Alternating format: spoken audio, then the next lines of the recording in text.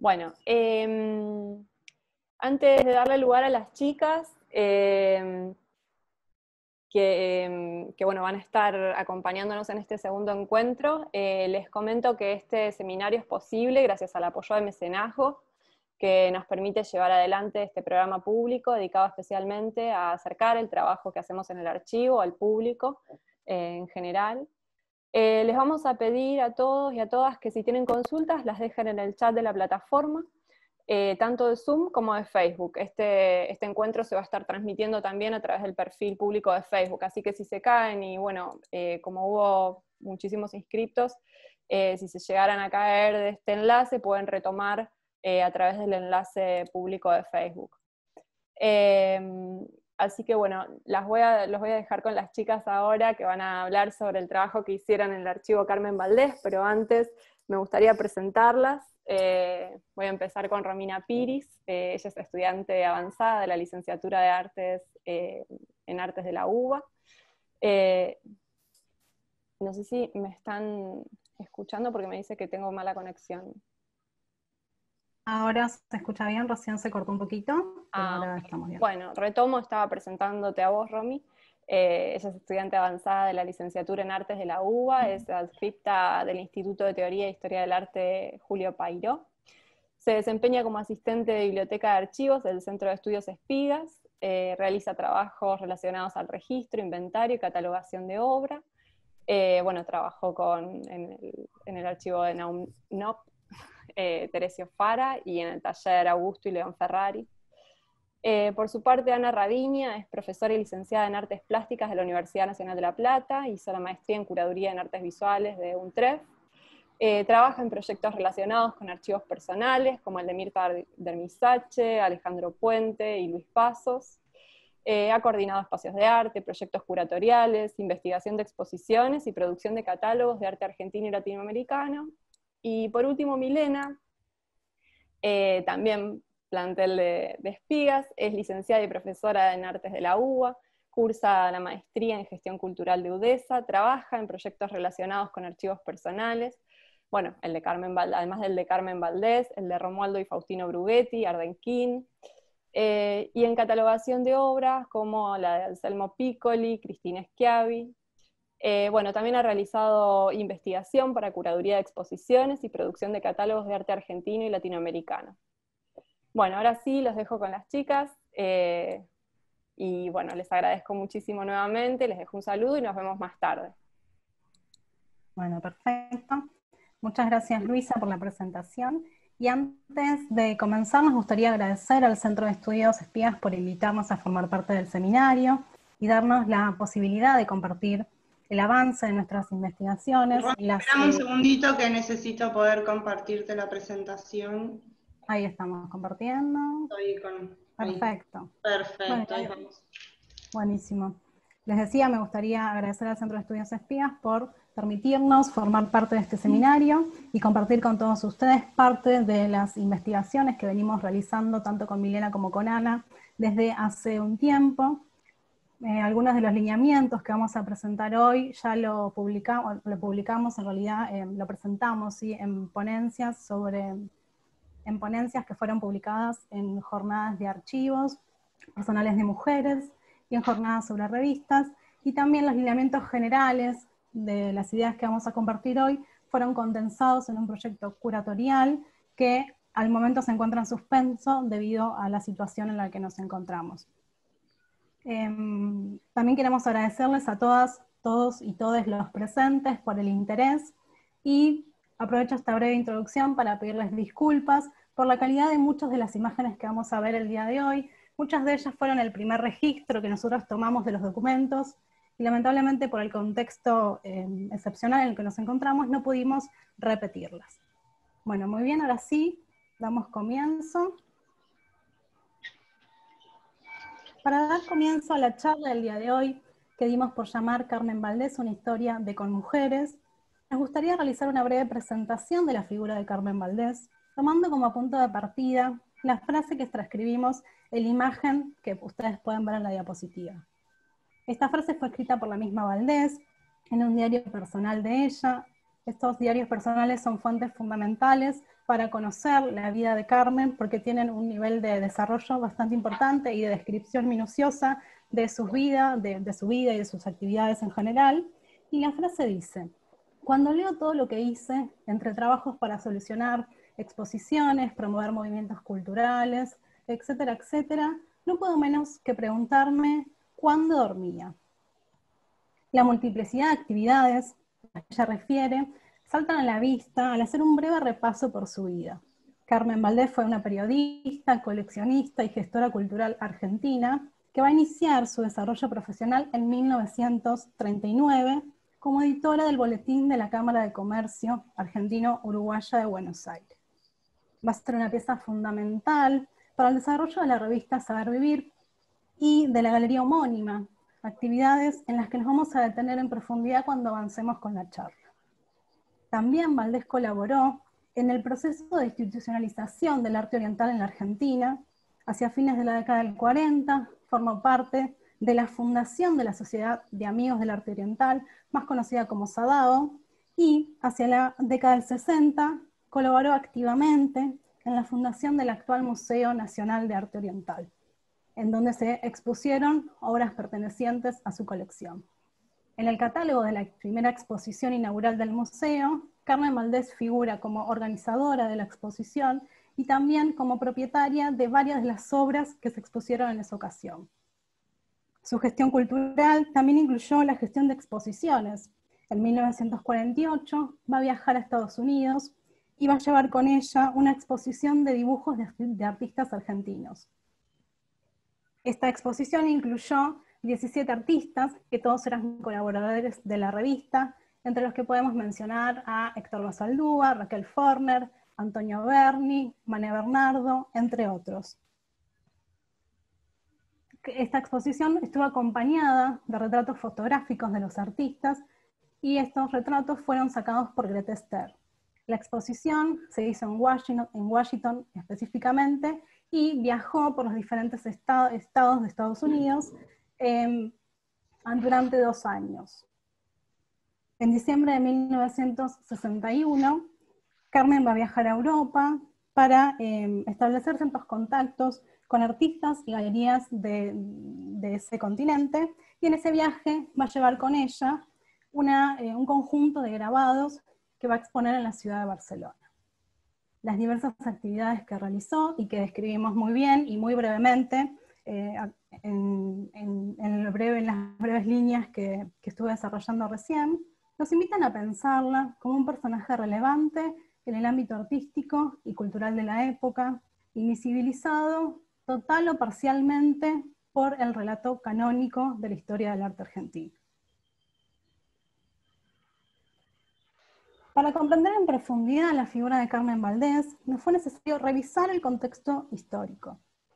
Su vida transitó en una época asignada por grandes transformaciones que tienen como protagonista a la mujer, iniciado el siglo XX, y ya desde fines del siglo XIX, arribaron a la Argentina ideas feministas desde Estados Unidos y Europa. Desde ese momento, las mujeres comienzan a reclamar derechos y poco a poco, a lo largo de las décadas, van a mostrarse cambios significativos en la sociedad. A partir de la década del 40, con el advenimiento del peronismo, se va a transitar un proceso de transformación política y de visibilización de la participación femenina de la mano de la figura de Eva Perón. De dicha situación que brevemente describimos, dan testimonio de diferentes documentos de archivo. Es el caso del cuaderno de notas que ustedes pueden ver en la imagen. Este cuaderno va a tener, como bien les contaba al inicio, la característica de lo que comúnmente se conoce como esos diarios personales o diarios íntimos. Fue escrito entre junio de 1951 y julio de 1952, y de él rescatamos la frase que transcribimos, que dice: primero consignaré lo trascendental de este día. Voté por primera vez, por muchas circunstancias, he emitido mi voto. La ley que instituyó el voto femenino en 1947 se efectivizó recién el 11 de noviembre de 1951, y es por eso que la fecha del relato que acabo de nombrarles es esta, ¿sí? Entre paréntesis, hoy 9 de septiembre, hace 73 años, que la Cámara de Senadores aprobó el proyecto de ley del voto femenino.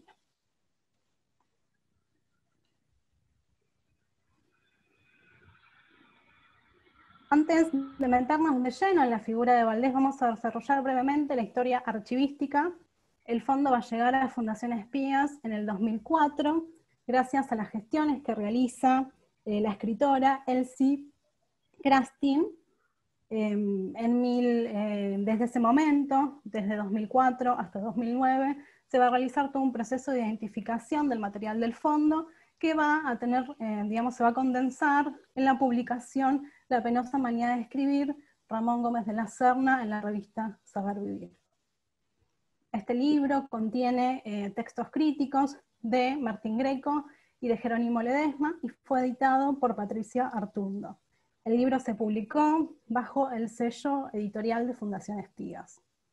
Entre el 2013 y el 2018 se llevó a cabo un gran proyecto de mecenazgo que abarcó todos estos años y en el que se tenía como fin digitalizar parte de los fondos fotográficos que conservaba la Fundación en ese momento.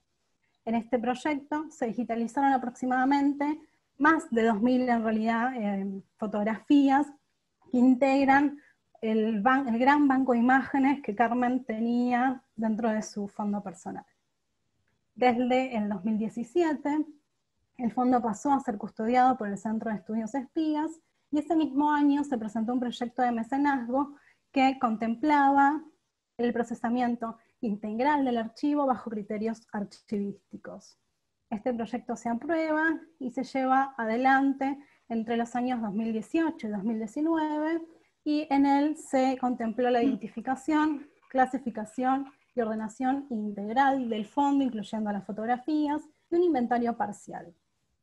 Del equipo de trabajo que hizo esta tarea formaron parte Sofía Frigerio, Mercedes Figalo, Cristian Constantini, Carolina Alegre, Cintia Esquel Frutos, y quienes les hablan hoy, Ana Raviña, Milena Jolis y yo, Romina Piris. Todo el proyecto estuvo coordinado por Melina Cavallo. Bueno, ¿en qué consiste el fondo? Compartimos unas imágenes de la sala en donde se encuentran las cajas que integran el fondo documental de Carmen. Este fondo es uno de los fondos más grandes que contiene espías. Está integrado por más de 122 cajas de archivo, 2 cajones de planeras, en donde se guardan los documentos de mayor formato, y también un fichero completo con fotografía. De las fotos que ven, todas las cajas azules son las que pertenecen al fondo de Carmen. En el corpus se va a poder encontrar una gran cantidad de documentos que van a responder a las diferentes actividades que la productora desarrolló a lo largo de su vida. Se conserva documentación personal y administrativa, biografías y currículums, fotografías personales y familiares, correspondencia con un número considerable de tarjetas de salutación, ya que Carmen coleccionaba esta tipología documental, libros, revistas, maquetados de revistas Saber Vivir, catálogos y folletos, documentos de viaje, cuadernos y libretas, afiches de la Galería Saber Vivir y de otras galerías también de la época, recortes de prensa, inclusive documentos de terceros que están integrados por correspondencia, fotografía y escritos. A partir de los interrogantes que surgieron de la participación activa en el procesamiento del fondo documental de Carmen, fuimos generando diversos espacios de investigación con el objetivo de repensar la figura de Valdés bajo producciones de conocimiento con perspectiva de género. En este proceso habilitamos una doble lectura que desarrollaremos a continuación. La figura de Valdés como productora de su archivo y del archivo como testimonio de historia con mujeres. Ideas que surgieron con la convicción de ampliar la representación de las mujeres en el campo de la cultura.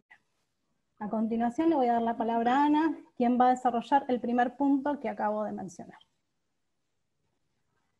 Buenas tardes, gracias Romina. Bueno, en este punto donde vamos a abordar a Carmen Valdés como productora de su archivo, nos vamos a basar en 3 premisas. La primera de ellas tiene que ver con las intencionalidades autobiográficas en la construcción del archivo, la segunda tiene que ver en las tensiones en torno al género dentro de las jerarquías de poder en el ámbito de la cultura, y la tercera tiene que ver con su visión sobre el rol femenino en el contexto histórico, social y cultural.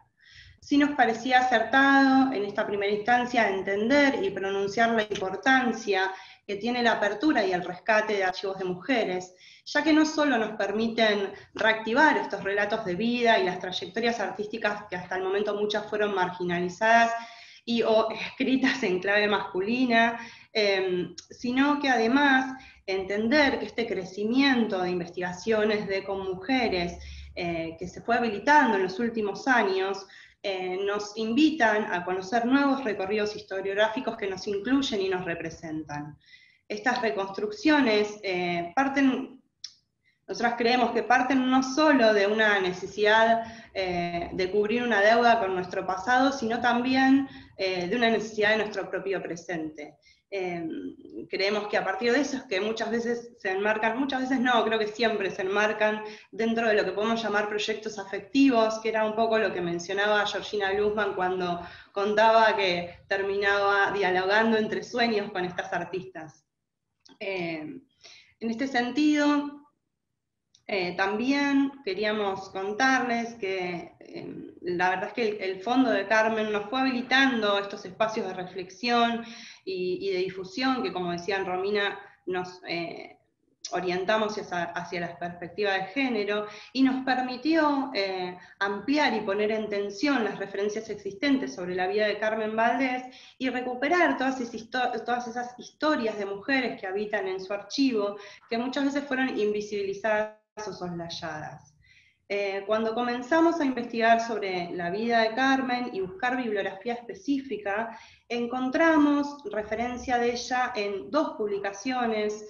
Una fue el Diccionario Biográfico de Mujeres Argentinas de Lili Sosa de Newton, que si bien la primera publicación es en el año 1972, Carmen figura en la versión de 1986, y el segundo libro es una publicación impulsada por esta fundación, por Fundación Espigas, sobre Ramón Gómez de la Serna, que era el que mencionaba Romina en un comienzo, escrita por Martín Greco y Jerónimo Ledesma en el año 2009. Este último, si bien no trabaja puntualmente la figura de Carmen Valdés, sí recupera muchos aspectos de su vida personal y profesional a partir del trabajo con material del archivo. Sí tenemos que mencionar que los documentos del fondo dan cuenta todo el tiempo de una necesidad de la productora de dejar constancia de las actividades que lidera y de ese rol que cumple dentro del equipo directivo, tanto en la revista como en la galería, que en general era dominado por nombres masculinos. Nosotras nos enfocamos mucho en el hallazgo de anotaciones manuscritas sobre los documentos que permiten inferir esta intencionalidad autobiográfica en la construcción de su archivo, que si bien podemos mencionar que es una práctica habitual en los archivos personales, en Carmen se sobredimensiona o toma características particulares por evidenciar estas tensiones de género en el ámbito en el que ella circulaba. A continuación vamos a ver algunos ejemplos donde se empieza a visualizar todo esto que estamos mencionando. Este en particular es un artículo de prensa llamado Dos mujeres, dos estilos de país, escrito por Martín Alberto Noel del diario La Nación, en donde se visualiza esta intención de Valdés de dejar asentados lineamientos de lo que fueron su formación y posicionamiento histórico-político. Allí ella escribe: Alicia Moró de Justo fue mi profesora de ciencias, la admiré. El artículo, en realidad, si bien rescata la figura de Alicia Moró como una pionera de la implementación del voto femenino, permite en esta marcación ver cómo Valdés empieza a interferir en su archivo dejando su propia nota. Lo mismo podemos observar en proyectos de maquetas de libros o en otros proyectos diseñados por ella. Este es el caso de una maqueta para libro donde ella escribe proyectos para tapa realizado por Carmen Valdés. Otro de los ejemplos es también observar cómo ella a posteriori dejaba notas del rol que cumplió en diferentes actividades. Es el caso de, a la izquierda podemos ver la invitación a la Quincena de Oriente planeada por la SADAO, a beneficio de la Asociación para la Lucha contra la Parálisis Infantil en la Casa Velázquez, donde ella escribe que propuso la exposición, y el segundo es un catálogo de la Galería Saber Vivir, llamado El comer y el beber en el arte, donde ella organizó la exposición. Nos resulta, en esta instancia creo que nos resulta importante pensar que es necesario abordar los acervos como constructores de sentidos desde su propia lógica, ¿no? No solo rescatando la intencionalidad de los productores, en este caso de la productora, con las marcaciones, sino también con esos énfasis, con las tergiversaciones, y especialmente, y muchas veces con sus silencios. Silencios que, como bien mencionaba Georgina en la primera charla, no hay que esconderlos abajo de la alfombra, sino que hay que abrazarlos y darles entidad. En referencia a todas estas ideas, ahora les voy a presentar 3 ejemplos concretos, como para cerrar este núcleo de ideas. El primer caso se refiere al proyecto del número polémico realizado en la revista Saber Vivir, y a un cuaderno, que eran estos diarios íntimos que mencionaba Romina, en donde Carmen reescribe, reflexionando 50 años más tarde, sobre las tensiones que existieron en la diagramación de ese proyecto, que ella admite le corresponden por entero. Y dice así: recuerdo vagamente que me pegaron duro. Es el día de hoy que no comprendo por qué, si en esa diagramación, ¿dónde estaba la polémica? Me conformé a mí misma y digo, de todas maneras es un número diferente. ¿Eso no vale? Ha pasado mucho tiempo. Escribo estas líneas en septiembre del año 2000, después de leer, o mejor dicho, releer lo publicado, después de los palos recibidos por el número polémico. Trato de comprender la reacción y nada. Inexplicable la polémica que debía darse. En este diario nosotros vemos no solo que Carmen deja al descubierto la posición activa que adquiere frente al diseño de la revista luego del alejamiento de Damenson, el director artístico, sino también de las dificultades que ella iba enfrentando con sus posicionamientos editoriales de vanguardia. De hecho, en ese diario podemos ver más adelante cómo ella refiere a las reticencias que existieron también con sus propios colaboradores. Lo que en este proyecto debía enfrentarse como una polémica entre el arte abstracto y el arte figurativo terminó siendo una polémica dentro de sus propias actividades y sus propias funciones dentro de la editorial. El segundo ejemplo refiere a la cubierta del número 67 de la revista Saber Vivir, conservada en archivo, donde se lee de puño y letra que ella escribe: este es mi número de creación, de archivo no desprenderse, diagramación me corresponde por entero, pese a Damenson, igual que la selección de textos. Nuevamente, no solo hace referencia a la idea de autoconstruir su archivo, sino también de los roles que desempeña, más allá de los nombres que figuran en las direcciones de la editorial. Ahora sí voy a pasar al último ejemplo. Es un artículo en donde nosotras nos parecía interesante puntualizar esta visión que tiene Valdés sobre el rol femenino en el contexto histórico, social y cultural.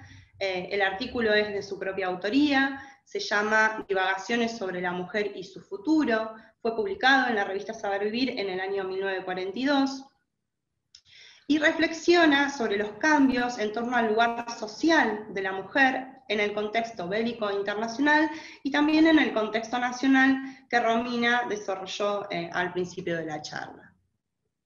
Nosotras queríamos citar un breve fragmento.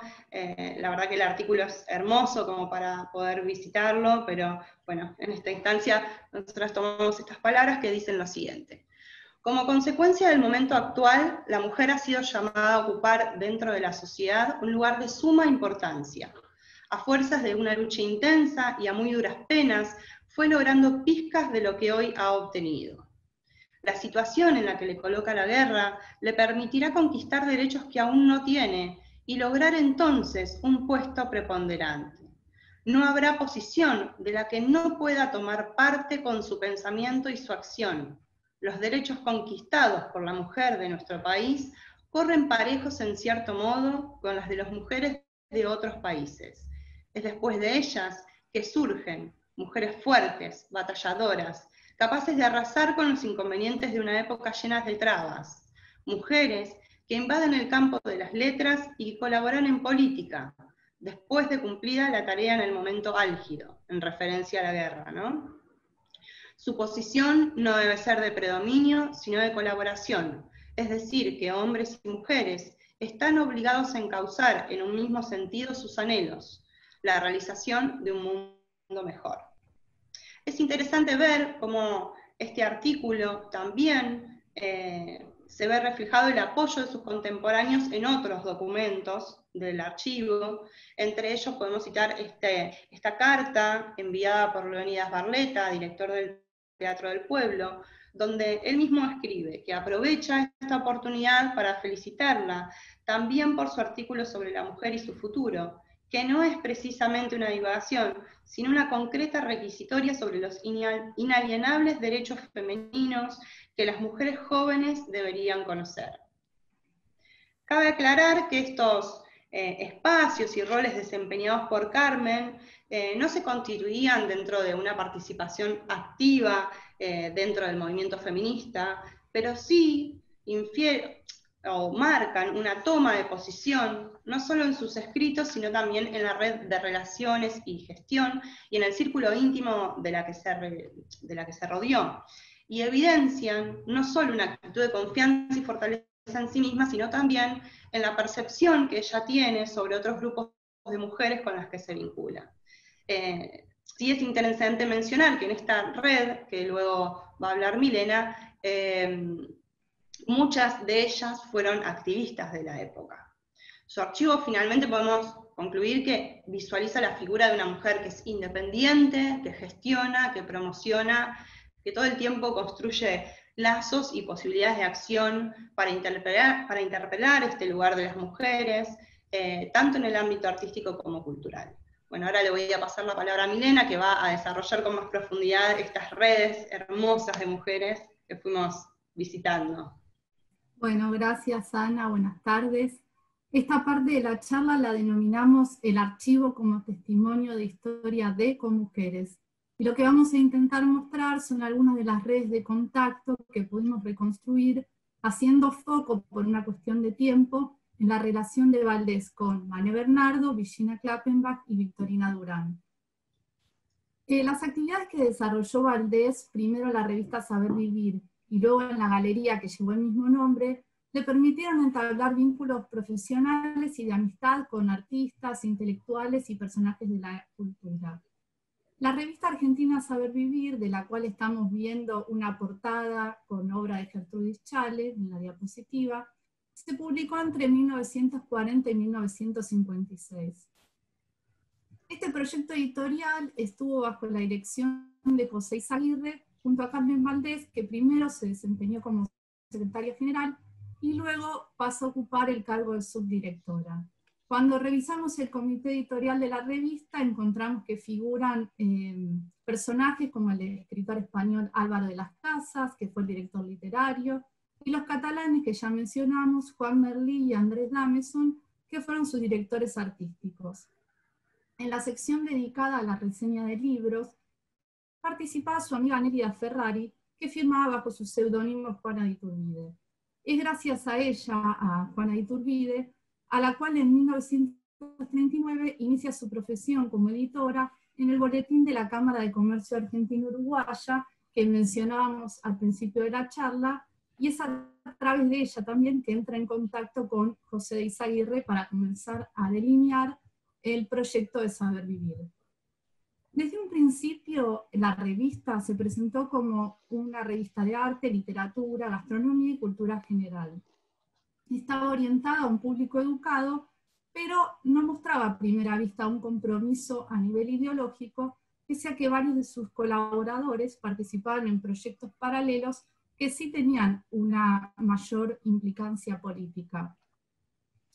Cuando desaparece la revista en noviembre de 1961, va a abrir la galería que va a llevar el mismo nombre en las salas de la antigua redacción. La última exposición de la que se tiene registro, en el archivo al menos, se desarrolla en el mes de agosto de 1966, por lo cual inferimos esa fecha como cese de las actividades de la galería. A la derecha vemos uno de los afiches que la galería realizaba especialmente para cada una de sus actividades. En esta ocasión, a diferencia de la revista, Carmen Valdés fue su directora junto a Antonio Maná, o sea, cambia su rol. Su función en este espacio naciente reafirma una capacidad para interpelar el lugar de las mujeres en las relaciones de poder en el campo cultural. Vamos a hablar un poco de la galería. Por las 3 salas de esta galería, que está ubicada en el epicentro artístico, a metros de la calle Florida, estaba en la calle San Martín, circulaba un arte variado, de temporalidad y territorialidad amplia, y en palabras de Valdés, representa la bohemia.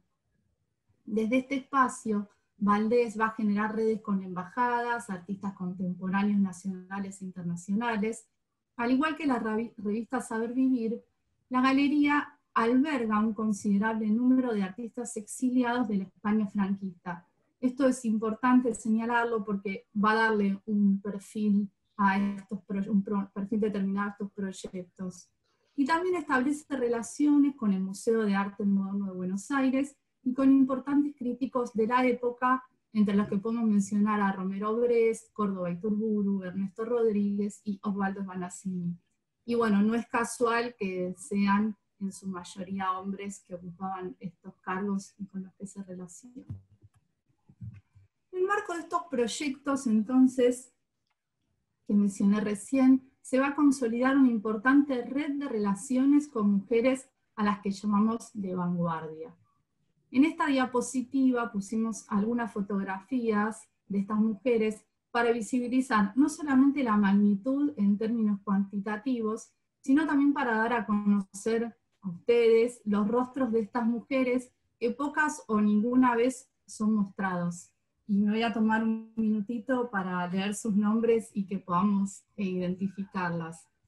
Mane Bernardo, Lidia Besullé, María Luisa Bombalantes, Nora Borges, Clara Campoamor, Aida Carballo, Rosa Chacel, Zulema Ciorda, Margarita Drago, Victorina Durán, Nelia Ferrari, Raquel Forner, Elena Fortún, María Girona, Wanda Hanke, Anne-Marie Henrich, Virginia Klappenbach, Nora Lange, María Teresa León, Mariet Lidis, Victorio Campo, María Rosa Oliver, Dalila Pusovio, Luisa Sofovich, Grete Stern, Marta Traba, Lucy Walker Lake, entre muchísimas otras mujeres que tienen presencia en este archivo.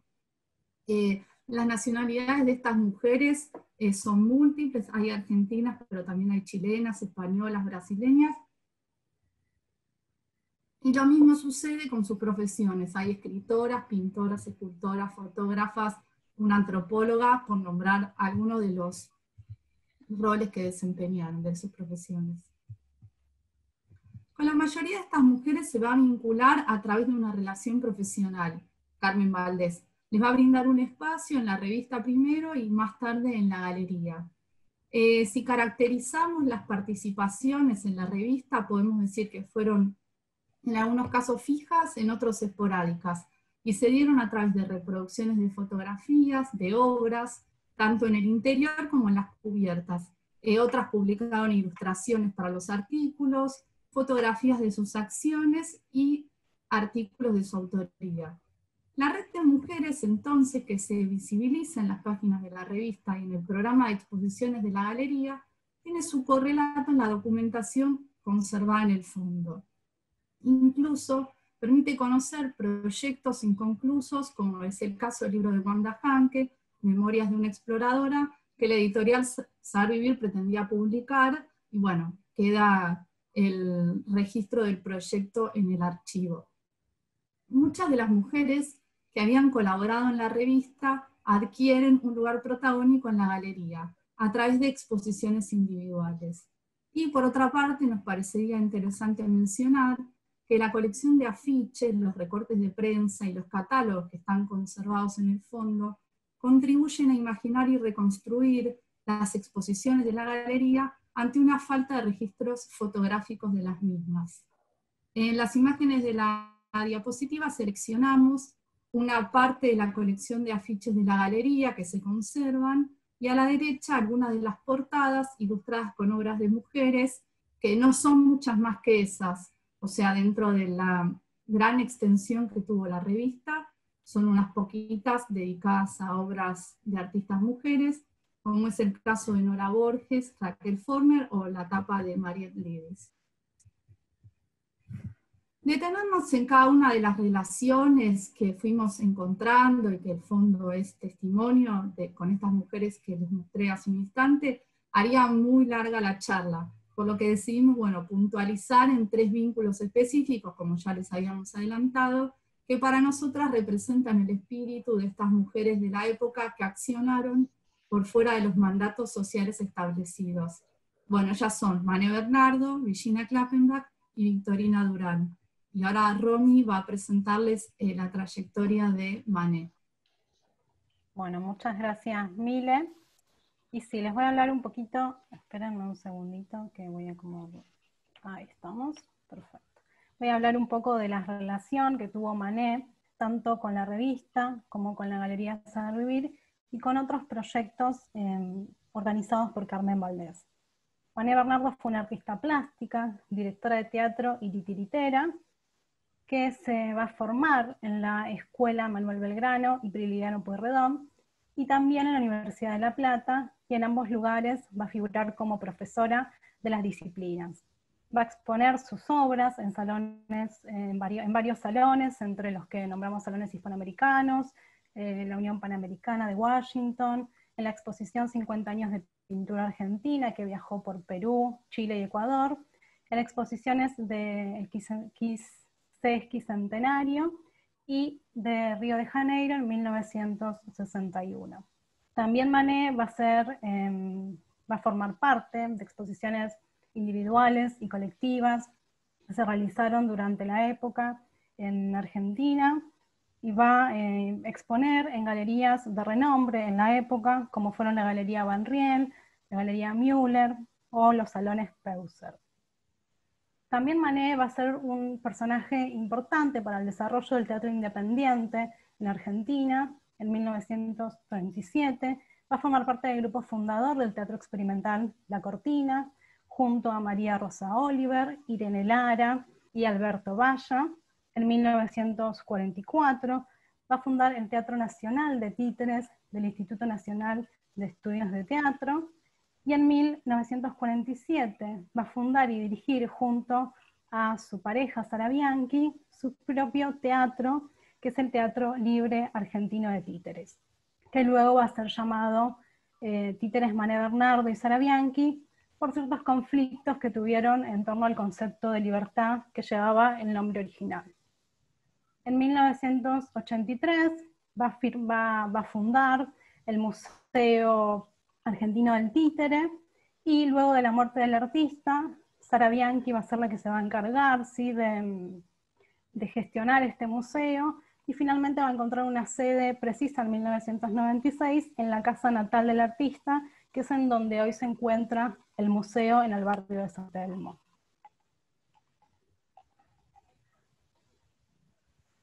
En la revista, Mané Bernardo encontró un lugar en donde difundir sus novedosas propuestas.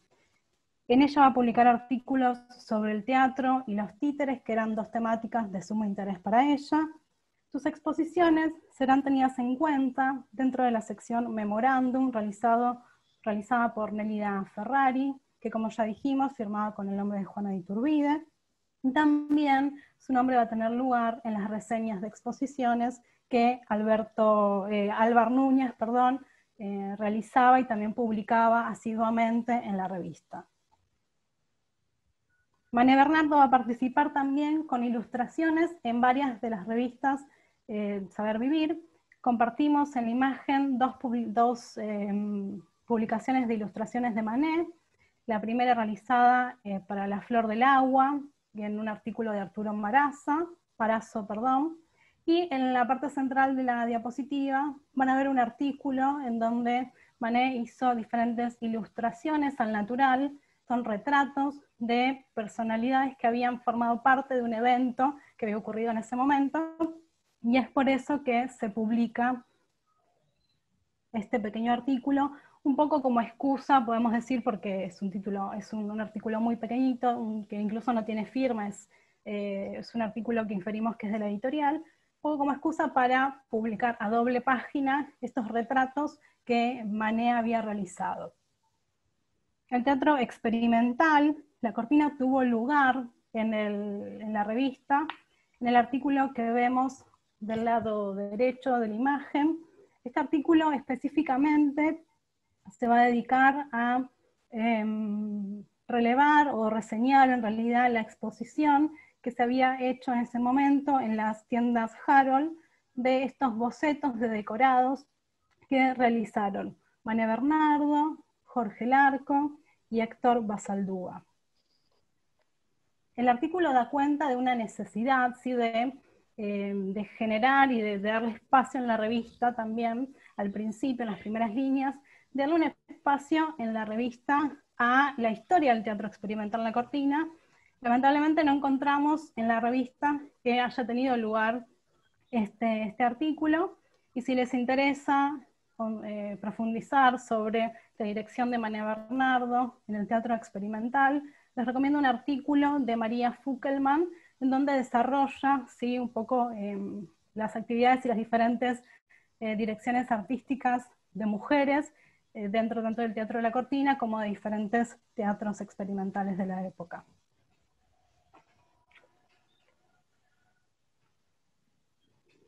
¿Podemos pasar la diapositiva? Perfecto.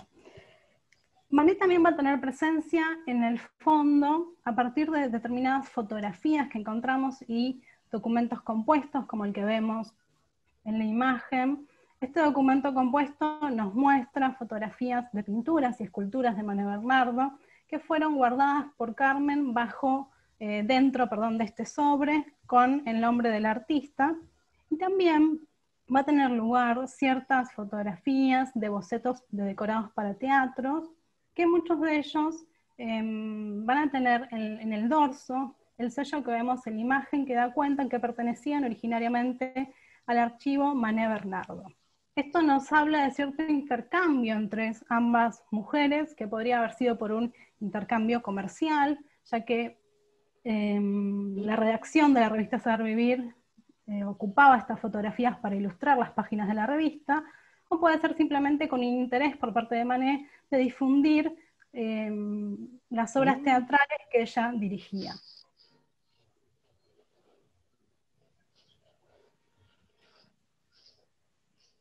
Mané Bernardo también va a participar del círculo social de Saber Vivir. Podemos encontrar la imagen de ella en muchas fotografías de estas tertulias que se armaban en torno a las salas de la galería y de la revista. Creo que hay un micrófono prendido, perdón. ¿Puede ser? Sí, ya lo silencié, Romy. Buenísimo, gracias. Perdón porque me distraía en el relato. Bueno, como decía, Mané Bernardo aparece, ¿sí?, en este contexto de tertulias que se daban en torno a la redacción de la revista y de la galería. Como vemos en la foto, en esa foto se la ve junto al escritor Rodolfo Cárdenas Betti, y también su nombre aparece dentro de las exposiciones colectivas e individuales que se dieron en la galería. Por ejemplo, va a formar parte del grupo de artistas que van a exponer en la exposición El Comer y el Beber en el Arte. Fue una exposición que se hizo en homenaje al escultor Alberto Lagos y al director de la revista, José Izaguirre. Y también Manet va a realizar en 1964, el mismo año en que se hizo la exposición El Comer y el Beber, una exposición individual en donde va a exponer sus dibujos realizados entre 1945 y 1956. Bueno, le doy paso a Milena, que nos va a hablar de Virginia Klappenbach.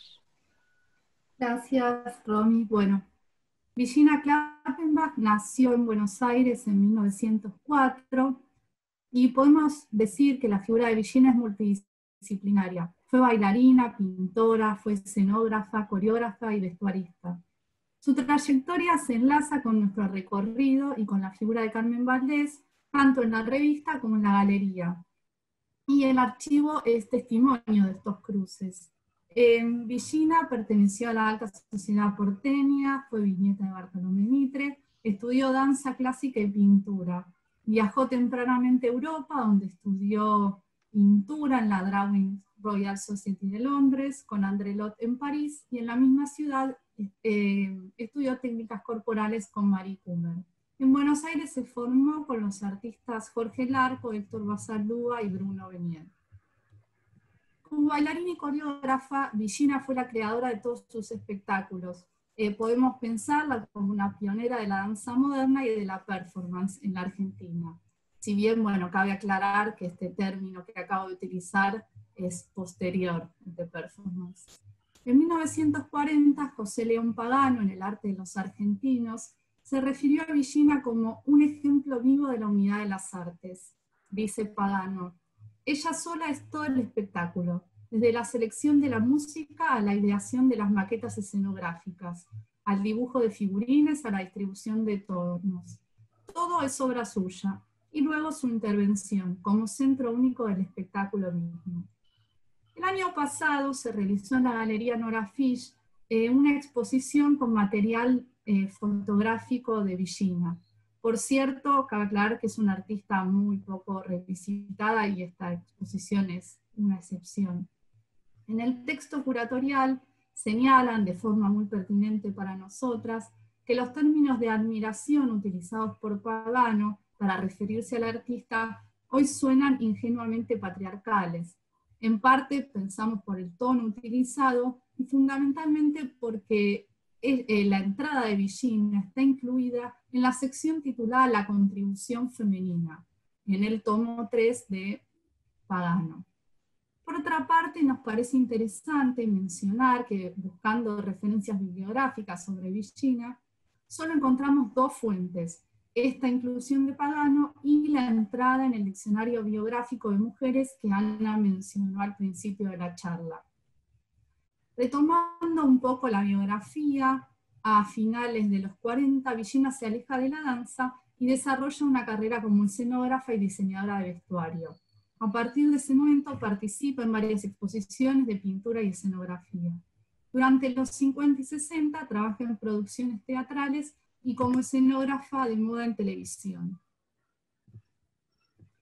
Un conjunto de fotografías de las acciones de Virginia y tomadas por el fotógrafo ruso-argentino Anatol Saderman fueron halladas recientemente en la casa de un coleccionista y son las que expusieron el año pasado en la galería que recién comentaba, en la exposición en la Galería Nora Fish.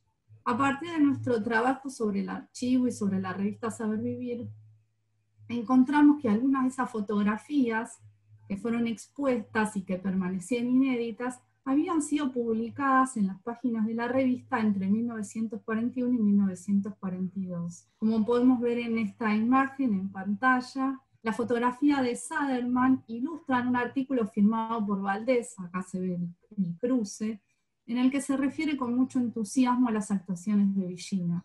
El artículo se llamó Lamento, estuvo publicado en 1941, y donde Valdés manifiesta su apoyo a las propuestas de vanguardia del artista sobre la danza. Y dice, escribe Carmen sobre Virginia: la danza no ha de tener la representación gráfica de los acontecimientos de la vida ordinaria, ha de tener profundidad.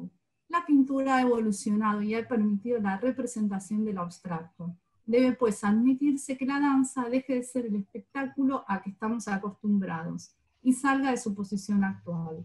Virginia Klappenbach siente que así debe ser la danza y ha logrado plasmar esta concepción en su danza Lamento, que es su lamento, firma Valdés.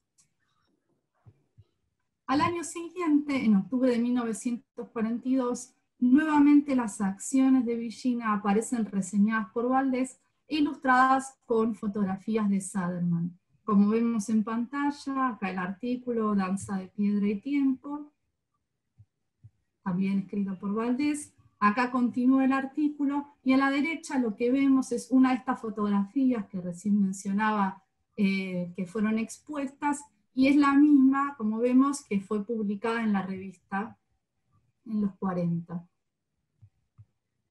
Como ya mencionamos, cuando termina la publicación de la revista en 1956, Valdés pasa a dirigir la galería. En este nuevo espacio continúa el vínculo entre ambas mujeres.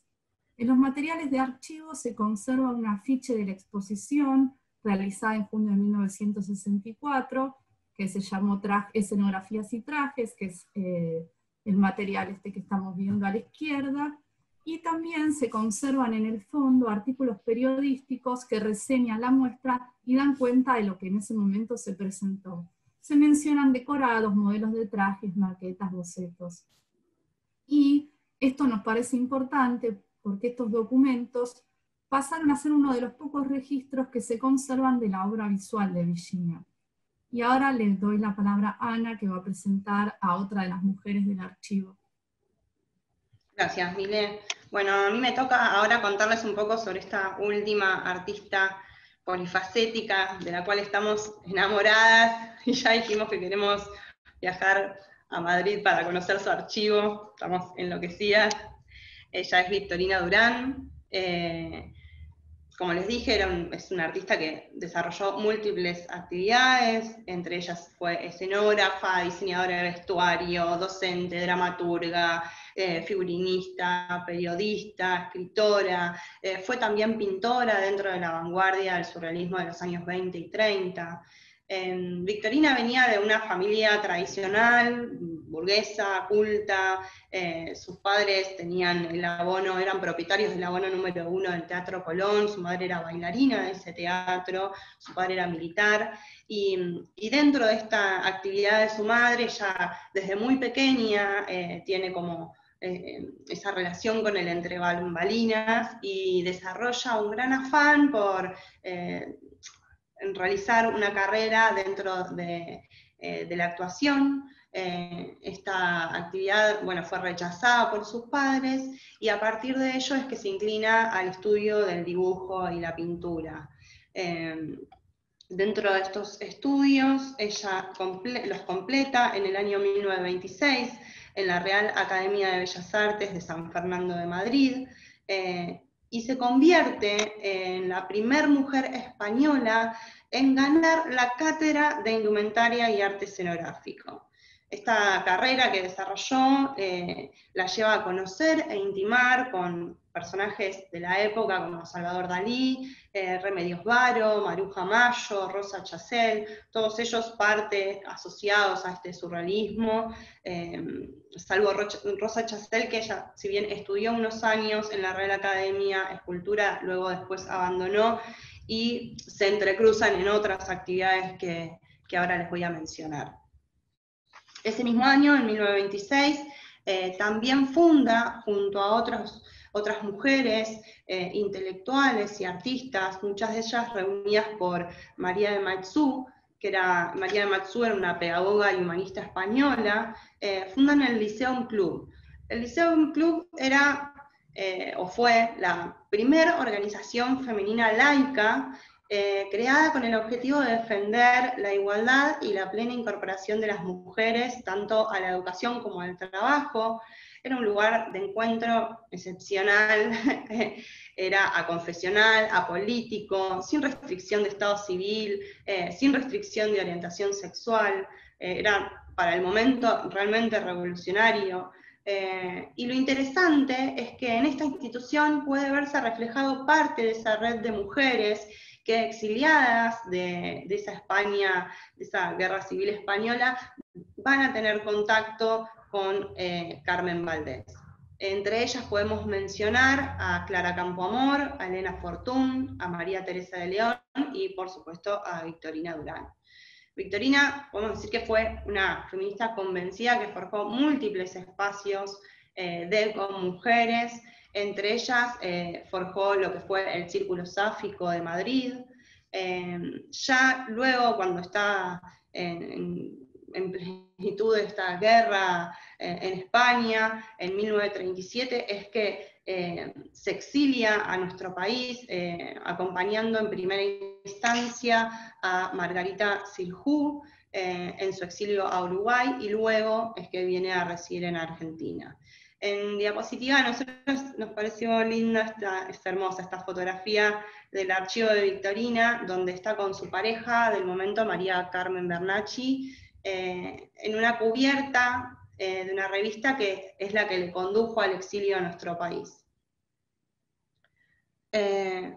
Bien, bueno, ya dentro de su viaje a la Argentina, podemos decir que asume múltiples cargos y desarrolla diferentes actividades, entre ellas fue directora artística del Teatro Colón y del Cervantes de Buenos Aires, y participa de actividades en teatros, conferencias, exposiciones.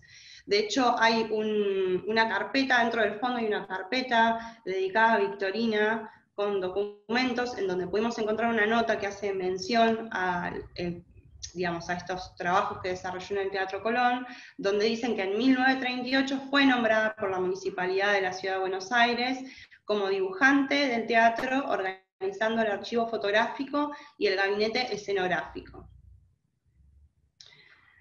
En relación a, bueno, o ya, digamos, dedicándonos el tiempo a esta relación entre Victorina y Carmen Valdés, podemos decir que ellas desarrollaron una gran amistad, que fue, digamos, tanto personal como profesional, y que toda su relación se ve reflejada en el archivo, tanto en los diarios personales, estos diarios íntimos que fuimos ejemplificando a lo largo de la charla.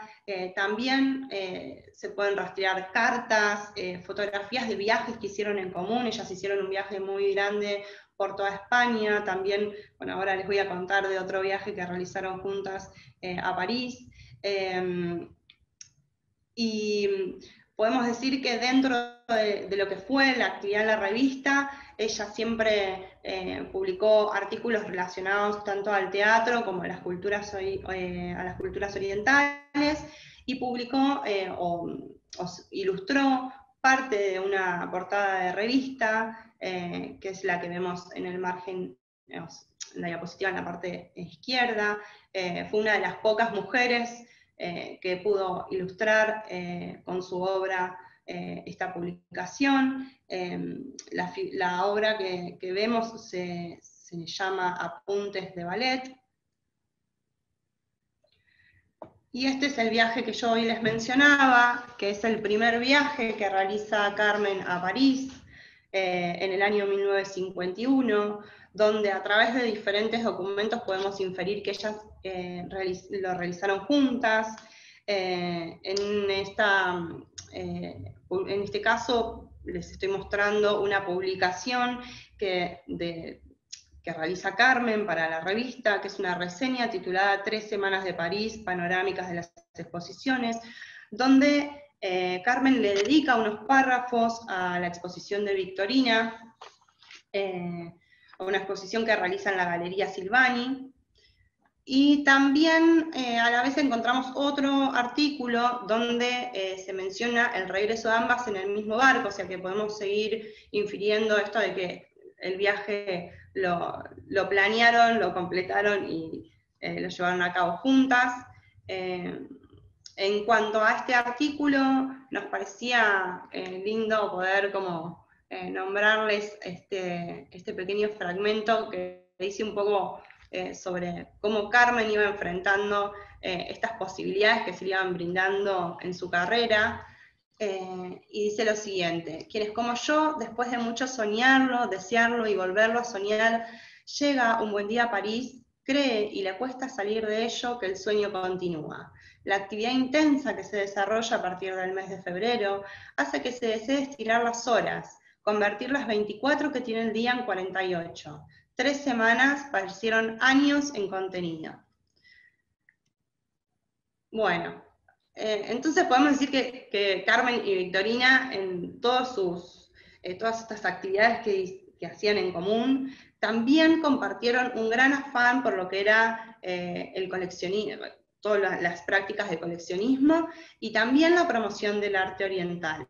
En este caso les mostramos, bueno, ellas participaron en lo que fue la fundación de la SADAO, que era la Sociedad de Amigos de Arte Oriental. Ya acá en el margen inferior derecho podemos ver cómo están mencionadas en la comisión, en lo que era la comisión directiva, y en la fotografía podemos verlas. Acá, no sé si ven el cursor, este es Victorina Durán, y esta es Carmen Valdés. Y en la otra fotografía podemos ver cómo en una actividad que invita a la SADAO, participa Victorina Durán en la Galería Velázquez con una exposición de máscaras del teatro chino y japonés. Podemos decir que en estas actividades que realiza la sociedad hay numerosas exhibiciones en galerías de referencia de Buenos Aires de la época, como fueron Velázquez, Müller, Wildenstein, Peucer, Biau, y también en museos como el Nacional de Bellas Artes y el Nacional de Arte Decorativo. Para terminar, sí queríamos nombrar que dentro de lo que es la Galería Saber Vivir, no se hallan muchos registros de su participación. Sí sabemos que estuvo dentro de la nómina de artistas de la exposición inaugural de la galería, que se llamó Salón de la Decoración, en noviembre del año 1961. Esto seguramente se debe a que ya en la década del 60 ella comienza a viajar asiduamente a Europa, y ya por la década del 80 se instala definitivamente en Madrid. Bueno, a modo de conclusión un poco, y para que podamos entrar en esta etapa de charla con ustedes, nos parecía así importante compartirles que toda esta tarea que emprendimos con el fondo nos permitió no solo ampliar este conocimiento sobre la biografía de Carmen Valdés, sino que nos permitió participar de espacios como estos, que la verdad que agradecemos muchísimo, espacios que son de discusión, de intercambio, que refuerzan esta necesidad de recuperar y dar a conocer estos archivos personales de mujeres. También nos permitió intervenir de algún modo en producciones historiográficas con perspectiva de género, y colaborar en lo que podamos, creo que hasta por una cuestión de convicción, en que hay que seguir visibilizando a las mujeres en el campo del arte, y que esto es una estrategia de transformación política y social. Nuevamente sí, nos toca asumir que si bien ella no tomó un posicionamiento explícito dentro del feminismo como movimiento político, sí generó en su accionar diversas plataformas de visibilización de mujeres, y esto hace que cuando, no sé, yo pensaba, o pensábamos con las chicas, ¿no?, que cuando le preguntaban a Georgina Guzmán en dónde buscar a estas mujeres, cuál es el lugar donde aparecen estas mujeres desconocidas o invisibilizadas por estos relatos hegemónicos dentro del arte, bueno, nosotras creemos que el Fondo de Carmen se constituye como un lugar de referencia para próximas investigaciones de artistas mujeres dentro de la década del 40 y del 60. Creemos que sí, la propuesta que desarrollamos es una de las múltiples lecturas posibles dentro del fondo, y que seguramente por su dimensión y por su variedad va a seguir dando a conocer investigaciones diversas y múltiples investigaciones, y que obviamente los invitamos a todos a que cuando abra Espigas, cuando toda esta situación mejore, y bueno, se puede comenzar a visitar los espacios, estos espacios tan importantes de investigación, obviamente el fondo va a estar a disposición para la consulta, y estoy convencida que los esperamos a todos, así que voy a dejar de compartir como para que podamos empezar a ver cómo terminó esta charla. No sé si alguna de las chicas quería como comentar algo, Romy o Mile. No, solamente sumar a lo último que estabas diciendo, Ana, que en realidad el fondo, y algo que siempre repetimos en las charlas que damos sobre el Fondo de Carmen, es un fondo de referencia para muchas actividades relacionadas con el arte, tanto como la danza, el teatro, la literatura, es decir, habla un abanico de disciplinas que intervienen en él, y que es buenísimo que empiece a difundirse y que las personas que investigan sobre estas otras disciplinas conozcan el fondo y se acerquen para poder investigarlo, porque como bien decía Ana, es un fondo riquísimo y que tiene muchísimo todavía para dar y para indagar. Solamente eso, muchas gracias. Gracias. Bueno, muchísimas gracias, chicas. No sé, Mile, si ibas a decir algo, perdón, y te interrumpí. No, nada. En relación a esto que decía Romy, les voy a empezar a ir comentándoles los comentarios que fueron llegando. Es que uno de los comentarios dice, justamente el de Valeria Sorcinelli, maravillosa red tejida en torno a un punto de partida con Carmen Valdés. O sea que este archivo es un punto de partida para, para todo este tejido, ¿no?, de redes. Y en ese sentido me gustaría agradecer, primero, que en algún momento nosotros consultamos con Ernesto Montequín.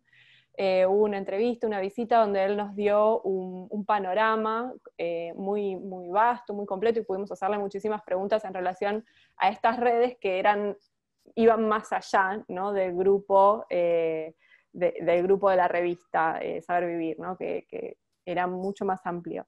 Y también, antes de continuar con los comentarios y las preguntas, agradecer y comentar también y mencionar el trabajo previo que habían hecho María Amalia García y Patricia Artundo, ¿no?, como un primer acercamiento que hubo en torno a este archivo, y fue digamos, una base desde la que se partió.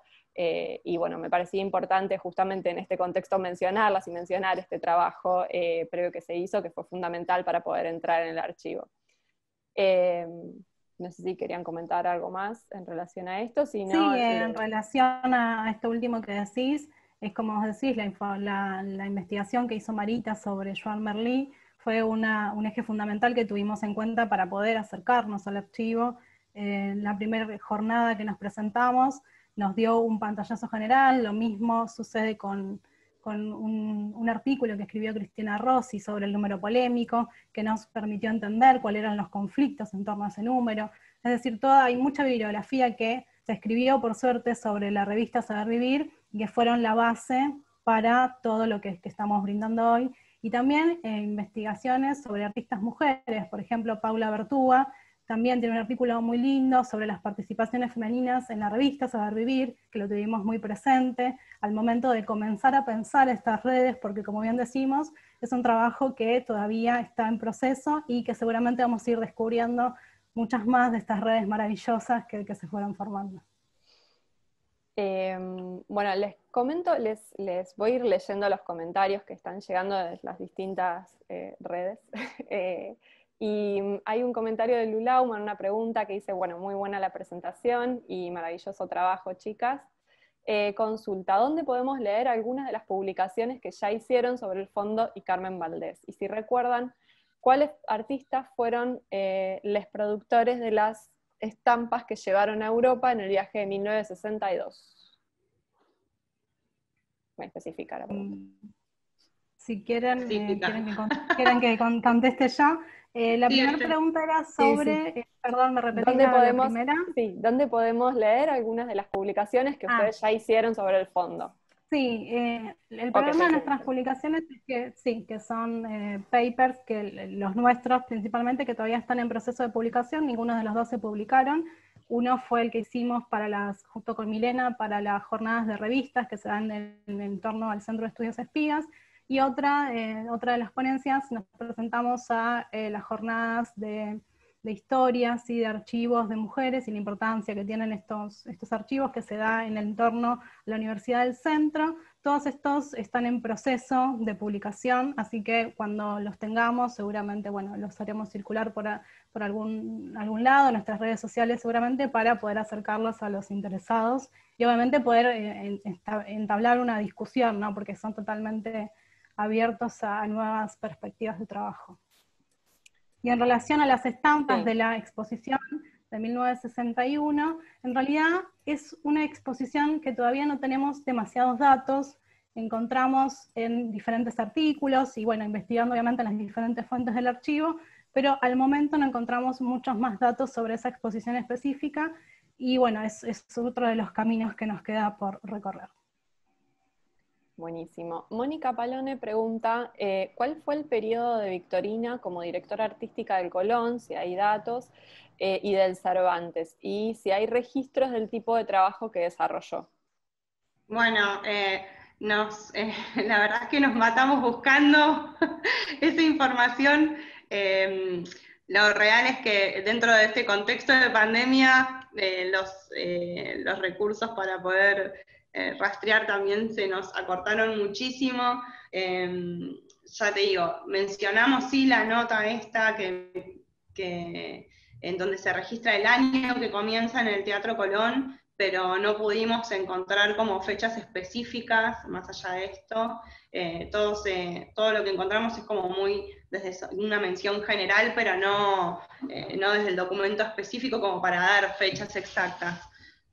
Lo que puedo sumar, Ana, es que hay una tesis doctoral hecha en España sobre Victorina Durán y todo, digamos, que reconstruye su biografía, pero no está pública, así que no pudimos acceder, y seguramente en esa tesis se pueda rastrear algún dato más específico de esos que nos estaba preguntando. Y en relación a esto que comentabas, Romy, nos han pedido información de varias tesis que están en curso sobre temas vinculados a la revista, Carmen, y al entorno de las personas que fueron nombrando. Así que bueno, nada, supongo que en el transcurso del año próximo se estarán dando a conocer. Otro comentario que hace Rocío González tiene que ver con los lazos afectivos que ustedes mencionaron. Me parece súper interesante pensar los lazos afectivos a la hora de estudiar la historia del arte. Como base de las producciones de las artistas. Generalmente en el mundo académico esto es desestimado, y sumo yo a este comentario que es importante, es interesante lo importante que fue en este caso. Recuperar estos nombres a partir de estos lazos. No sé si querían comentar algo en relación a eso, si no sigo con la que sigue. No, creo que lo importante es también esta cuestión afectiva. Para estudiar los archivos también es muy importante, me parece, tenerla presente, porque como bien siempre hablamos con Melina, los archivos personales están atravesados por este carácter afectivo, y si uno se involucra y trabaja todo el tiempo como hacemos nosotras, terminamos hasta familiarizándonos con los diferentes personajes y con las historias, y bueno, relatando cada uno de sus acontecimientos de vida, casi como si fueran de uno, ¿no? Ya como ese detalle que aparece en el archivo. MCL, que no sé quién es, pero comenta, bueno, gracias, gran presentación. Consulta, quisiera saber si en el transcurso del estudio que realizaron del archivo se encontraron con información de la estadía de Jorge Oteiza, escultor vasco, en Buenos Aires entre los años 1935 y 1948, y si Carmen estrechó alguna relación con él. La verdad no recuerdo, no sé, Milena, buena, si lo recuerdo. Sí, en principio no, pero sí podía proponerle, no sé cuál es el nombre, que nos podemos contactar y podemos hacer una búsqueda en la base para ver si, yo recién me fijé rápido si había algún registro de Jorge Oteiza en la revista Saber Vivir, me fijé en la base de Espigas, no, pero sí podemos revisar particularmente esto en la base del fondo, y bueno, contestarlo en forma privada, se me ocurrió así en este momento, pero así en principio no lo detectamos. Bueno, Ayelen comenta nuevamente la importancia del trabajo sobre el tejido reconstruido por ustedes, es un puntapié para continuar indagando y buscando, tender nuevas redes de mujeres. Y bueno, pregunta Carla Córdoba para saber dónde puede ver las publicaciones de Saber Vivir, siendo de Perú. En Espigas las tenemos, no te puedo... Todavía no lamentable, pero nos podés escribir. Lamentablemente no están digitalizadas, o por lo menos hasta el momento nosotros buscamos bastante y no encontramos las revistas digitalizadas en ningún repositorio. Sí hay fragmentos de revistas que eso puede por ahí servir, y bueno, cuando reabramos están invitados a venir a Espigas a consultarlas, que tenemos la colección completa, o enviar en caso de que estén en algún país extranjero, no extranjero suena medio feo, en un país del exterior, que puedan acercarse sí a espías, o que puedan en realidad enviar a algún investigador para que pueda hacer la búsqueda específica. Bueno, quería recuperar una consulta por Facebook, pero se ve que, bueno, acá está. Si hay registro de la actividad de Carmen en el ambiente cultural del interior del país. Sí. Supongo que se refiere a las provincias. De actividades concretas de ella en el interior no, pero sí hay muchas exhibiciones que recuperan el arte del interior en Buenos Aires, como, no sé, Romy, si ustedes por ahí quieren como profundizar un poco en eso, pero sí recuerdo que había como, cuando hablaba Milena de esta territorialidad amplia, sí estaba representado como no solo provincias del interior de nuestro país, sino parte de artistas de países limítrofes, digamos, la verdad que hay exposiciones súper interesantes como para abordar esta cosmovisión que se armaba dentro del marco de la galería.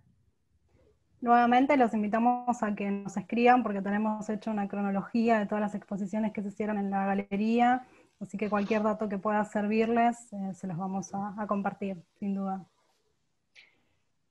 Bueno, Ana, sin apellido, consulta, esta es una pregunta más para Meli en realidad, pero quizás ustedes también la podrían, si tienen la información, contestar, que tiene que ver con la procedencia del archivo. ¿Quién había preservado el archivo y cómo es que llega a Espigas? Bueno, hay una nota de Clarín de cuando se hizo la donación, que con una simple búsqueda sale de cuándo se dona, y ahí cuenta un poco, pero no sé, Meli, si querés contar un poquito de la procedencia del archivo, que eso es algo que quizás se puede...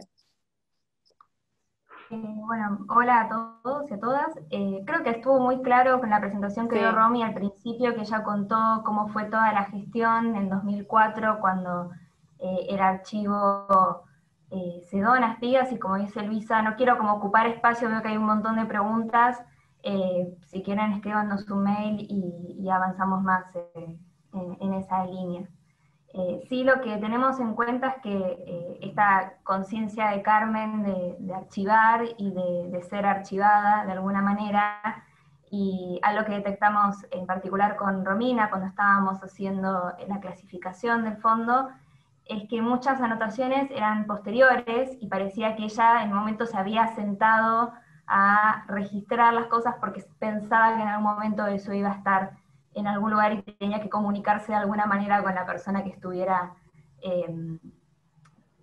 trabajando esa documentación. Como bien dice Romy, los archivos están atravesados por los archivos personales, por afectividades, porque las personas conservan o dejan de conservar ciertos documentos, básicamente, no básicamente, pero en gran parte por un lazo afectivo que generan con esa documentación. A veces es simplemente porque se olvidan de tirarlo o porque se arruina, pero me parece que es importante también indagar esa conciencia que tenía Carmen de que el fondo llegara de algún modo a alguna institución. Pueden ver el principio de la presentación, que Romy cuenta un poco más el devenir más técnico, que la pudimos reconstruir cuando tuvimos que hacer la historia archivística del fondo en la ISADG, y si no, como dice Luisa, ven la nota o nos escriben y les mandamos la nota y le indagan más por ahí. ¿Puedo hacer si hay tiempo, una aclaración? En el libro que se publicó bajo el sello de Espigas, en la introducción que hace Patricia Artundo, en realidad eso habría que consultarlo con ella, pero se da a entender que el archivo fue celosamente conservado por Carmen, así que inferimos, como el archivo se donó en 2004, que el archivo hasta el momento de la donación había sido conservado por Carmen, y también inferimos que luego de su muerte fue donado a Espigas. Pero bueno, son datos que tenemos que digamos, chequear en ese sentido con Patricia, o incluso por ahí Marita nos puede dar una respuesta en relación a esto. Marita, que creo que está presente en la charla también. Me gustaría recuperar varios de los comentarios de Mónica Palone juntos, que dice, bueno, ella suma que quizás en el Colón seguro hay registros sobre Victorina, eso para tener en cuenta. Muchas gracias por el comentario, pero también consulta sobre el archivo de la revista, o sea, sobre la colección de revistas, si el diseñador de la revista coincide con el que diseñaba los afiches de las muestras en la Galería Saber Vivir. Bueno, el tema era primero pensar quién diseñaba la revista, ¿no? Porque si bien nosotros desarrollábamos este tema de que muchas veces los diseñadores eran, o los que aparecían como diagramadores y diseñadores artísticos de la revista eran nombres masculinos, muchas veces esas tareas el archivo da cuenta de que era la propia Carmen Valdés quien lo desarrollaba.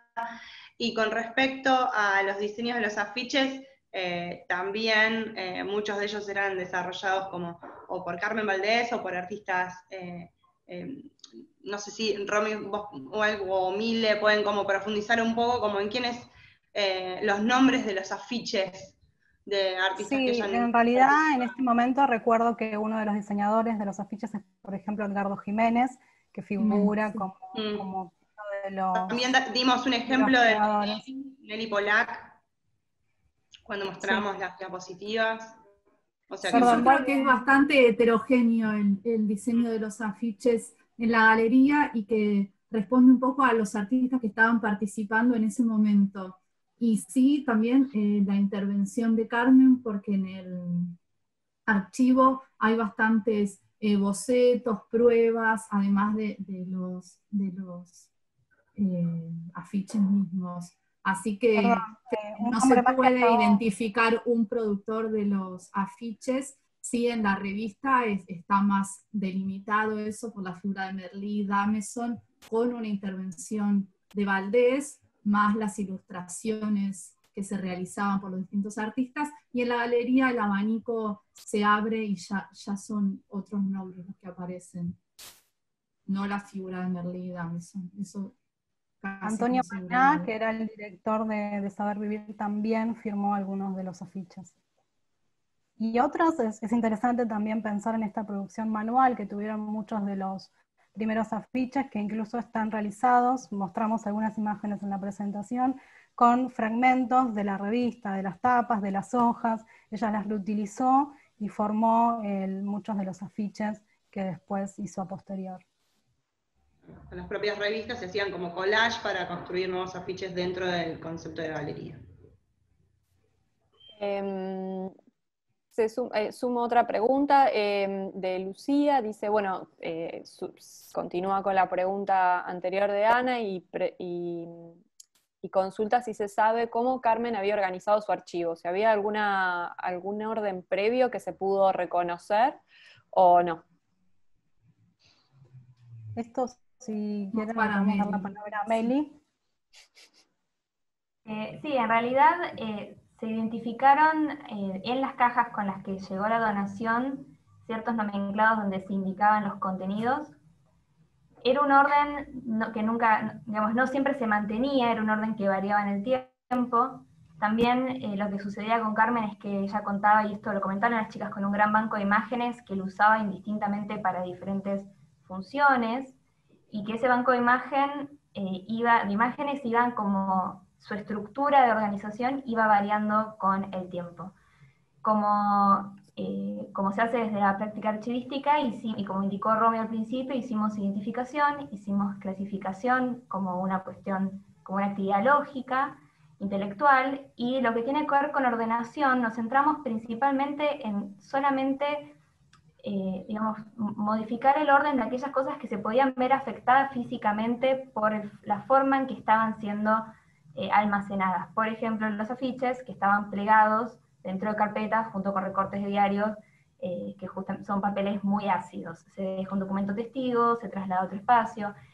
Las fotografías sí, al haber sido trabajadas en el proyecto de fototeca entre 2013 y 2017, habían sido ya removidas del fondo, entonces no pudimos volver a localizarlas donde se encontraban, pero sí tratamos de respetar lo más posible físicamente el orden que presentaba la documentación, cuando identificábamos ciertas agrupaciones generadas intencionalmente, tratábamos de cuidar mucho esa unidad, algo que las chicas no comentaron porque no era esta charla, pero tiene que ver con que había gran cantidad de material orgánico, y esto nos referimos a flores, una mariposa, y plantas, entre cartas, y todo ese material por cuestiones de conservación, teníamos que ir sacándolo y dejando constancia de la relación con los otros documentos. Por lo general, en los archivos no se modifica el orden físico de la documentación, sino que eso se da cuenta por medio la ordenación se da cuenta por medio de las bases de datos y de los instrumentos, y referenciamos a qué cajas son las que tienen esa documentación. Hago una aclaración a las personas que preguntan por datos muy específicos, porque el Fondo Carmen Valdés es uno de los fondos más grandes que tiene Espigas, tiene aproximadamente 27.000 documentos, que van desde un afiche hasta un papelito con una anotación a mano. Entonces, les pedimos que por favor cualquier consulta muy específica nos manden un mail, nosotros nos vamos a fijar con más detenimiento, porque las chicas hicieron hincapié en el estudio de las figuras femeninas y tal vez no tienen todo el registro de todos los nombres que pueden aparecer en 27.000 documentos.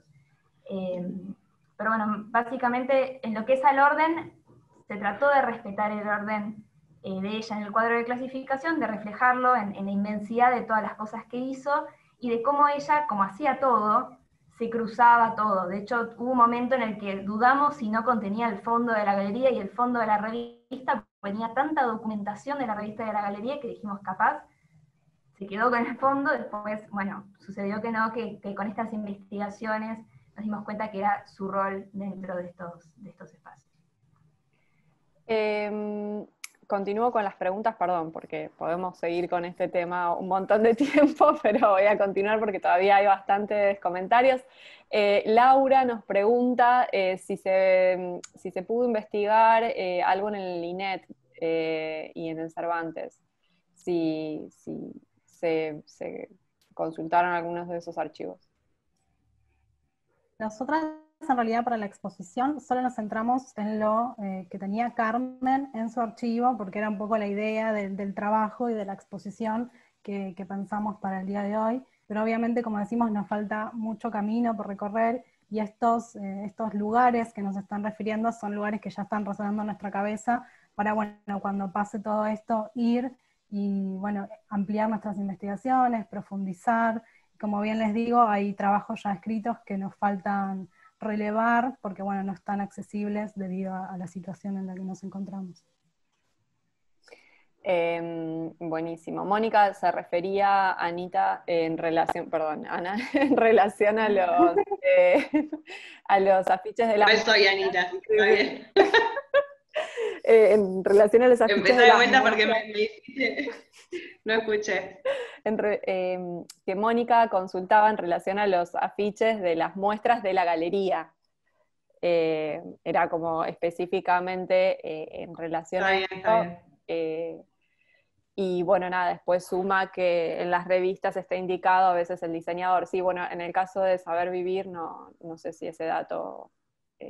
Sí, es como recién explicó Mile, en realidad sí. Está sentado. El primer periodo estuvo a cargo de Merlí, como bien Amalia García lo indica, tiene un artículo completo sobre la relación de Merlí con la revista. Luego va a entrar, una vez que Merlí se va de la revista, va a ingresar y va a entrar en acción Dameson, quien en 1951, si no me equivoco, en la Navidad de 1951, se va a alejar de la revista porque va a asumir un cargo público, y nosotras inferimos que en ese momento Carmen empieza a tener más relevancia en la producción de la revista, pero sí, al principio están definidos, por lo menos publicados, los nombres como el director artístico y literario por un lado, el director. Carmen primero va a figurar como secretaria, luego va a figurar como subdirectora.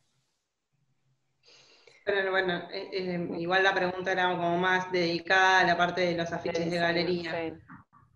Que bueno, ya un poco las chicas explicaron que ahí sí fueron desarrollados por diferentes artistas según la ocasión. Y también por Carmen, obviamente. Buenísimo. Bueno, ahí dejé el mail a quienes lo estaban pidiendo, arte@espigas. Les comento que la charla va a quedar colgada en el perfil de Facebook del Centro Espigas, de la página, y bueno, no habiendo más comentarios ni consultas para hacer, les agradezco muchísimo a todas. Bueno, nos encontramos el miércoles que viene con la charla de Lucía Laumann, sobre el archivo Aida Carvalho. Y bueno, nada, espero que se puedan sumar. Muchísimas gracias a las chicas, gracias Meli, y sobre todo, bueno, gracias a quienes estuvieron participando como oyentes y se quedaron hasta el final. Tenemos la sala llena todavía. Bueno, muchas gracias. Muchísimas gracias a ustedes.